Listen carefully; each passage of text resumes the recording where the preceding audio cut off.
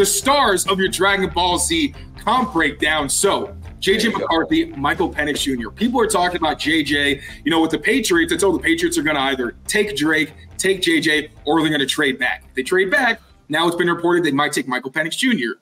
JJ is a guy who you've already touched on it. He's got traits, like the leadership abilities there. That's the first thing everyone talks about. His athleticism is definitely underrated. But, of course, even with the pedigree, he is unproven. He just didn't get a ton of opportunities. Michael Penix Jr., other end of that spectrum, where he had a lot of opportunities, showed a lot of his talent. Also, to be fair, an underrated athlete, but someone, because of the injuries and the age, probably going to be taken a little bit later. So please feel free to throw in your Dragon Ball Z comps. But at the same time, do you think each of these guys are worthy of top 10 picks like some people have them pegged as at this point? Yeah, I actually do. And I know people will say about me, like, man, you can't find anything negative about these guys. It's like, no, I just choose to show you guys what they do great on my platforms. Right. Like you asked me about Drake May.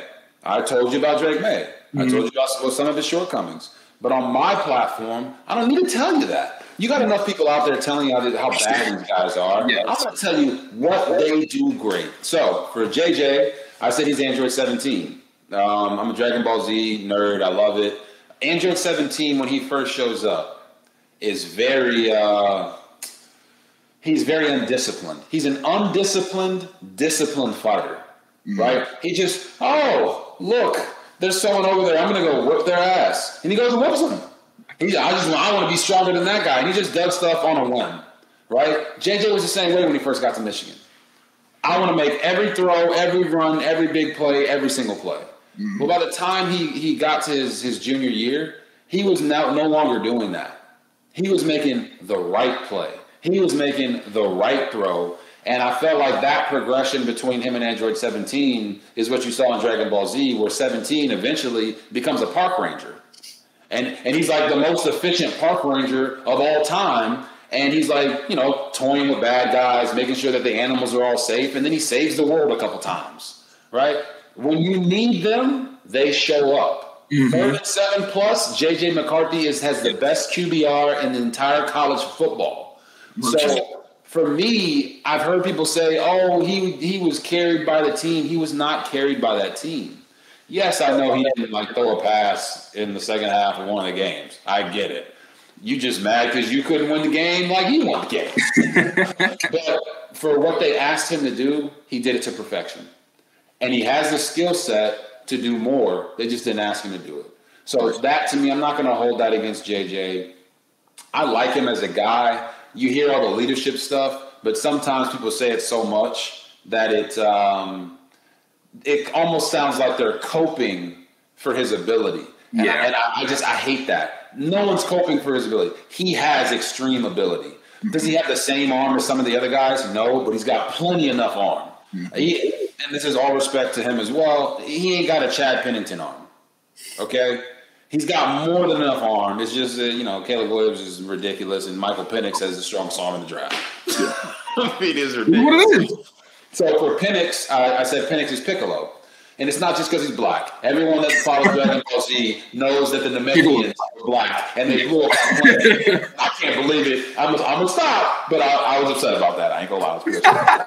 But Piccolo was the guy in Dragon Ball Z who went from being the villain to being the hero, right?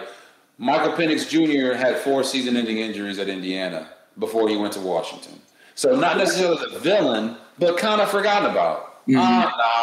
He can't do it. Piccolo, he can't save the earth. He's a villain. Nobody wants that guy. They just needed someone to believe in him, right? So I know it sounds sentimental, but Kalen DeBoer believed in Michael Penix Jr., and he brought him to Washington, and they made magic there.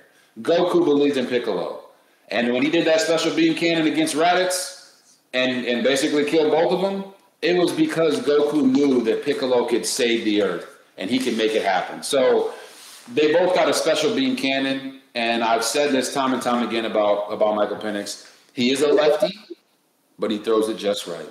I mean, I don't know if I've ever seen a guy make the kind of throws that he made on tape. The one that I'll mention is the Texas one. When it was supposed to be like a fake toss And I broke it down today, so everybody go check it out on Twitter. It was supposed to be like a fake toss to the running back, but Mike was so locked in, he didn't even do the fake toss because he saw the defense. So he kind of like did a little token fake in front of him, took a nice 1-2 rocker, and threw the ball like if the DB was in the throwing lane, it would have went through his chest. He threw it that hard. And I've never seen a guy be able to make throws 15, 20, 25, 30 yards down the field like they're 5 yards away. Mm-hmm. And that to me is a special trait. I'll give you one other. I didn't break this in the tape, but he threw a touchdown pass 2 years ago to Wayne Tualapapa, which is one of my favorite names in all of college football at the time. Because Tualapapa, he scored a touchdown, and I said, "Who's your daddy now?" I couldn't. I do remember that. It was fun. I enjoyed it. But he was running down the sideline. This is against Michigan State, 2022. And he threw a back shoulder fade to Wayne Tualapapa. It was about 35 yards away. And he threw the ball so hard, I could hear it whistle from the booth. The booth? From the booth. You could. I said, "Oh my God!" Wayne Tualapapa didn't have a choice but to catch it. That's how hard he threw it, and right on his face. If he didn't catch it, he'd probably be in the ER right now. You know what I'm saying? Like it was. I've never seen something like that. So for Penix, I've said this time and time again. Go through the numbers. Stats are like bikinis. They show you a lot, but they don't show you everything. But for Penix, look at his numbers. He threw the ball more than any quarterback in the country last year. Mm-hmm. So he had 36 touchdowns, I believe 9 interceptions. He had the most throws of any other quarterback. So he made the most decisions in the pass game. Mm-hmm. And he was still efficient. If he threw 36 touchdowns and 25 picks, we wouldn't be talking about him. Right. But they literally put the game on his shoulders every single week, and he delivered.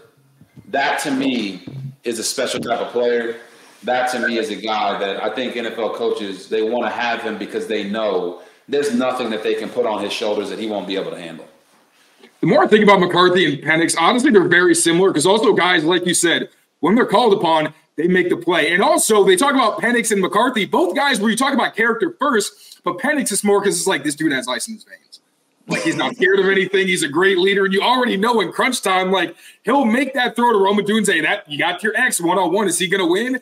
He knows who he's got. He throws to him. He doesn't care if it's downfield. He makes a tough throw, and he completes it more often than not. And the safety was there. Yep.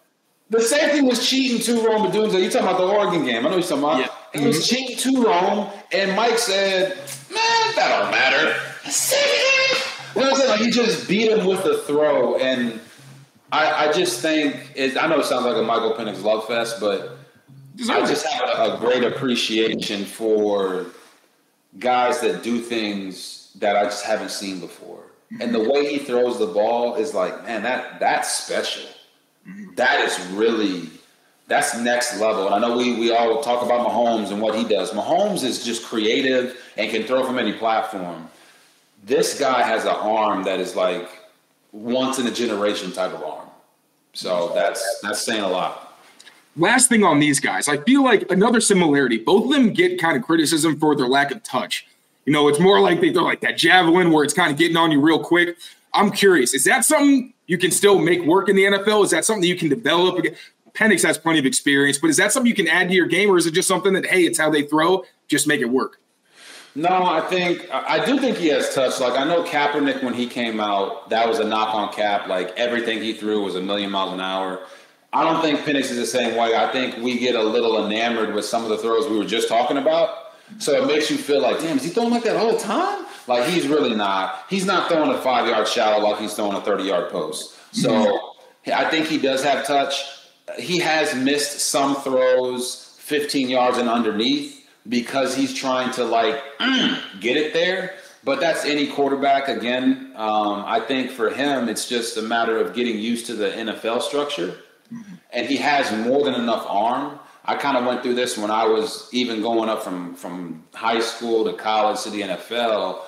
As you go up levels, you can throw the ball a little bit harder, not because you're stronger, but because the guys you're throwing to are better. So I think for him, it's going to naturally level itself out because the guys that he's throwing to will be better receivers, even though he has some dogs. I mean, not all puns intended, the Huskies, he has some dogs at Washington, but I think he'll be fine from that standpoint, and he'll realize those windows in the NFL are tighter. He doesn't need to muster more strength. He has that already. It's just more about getting used to the timing and rhythm in the NFL.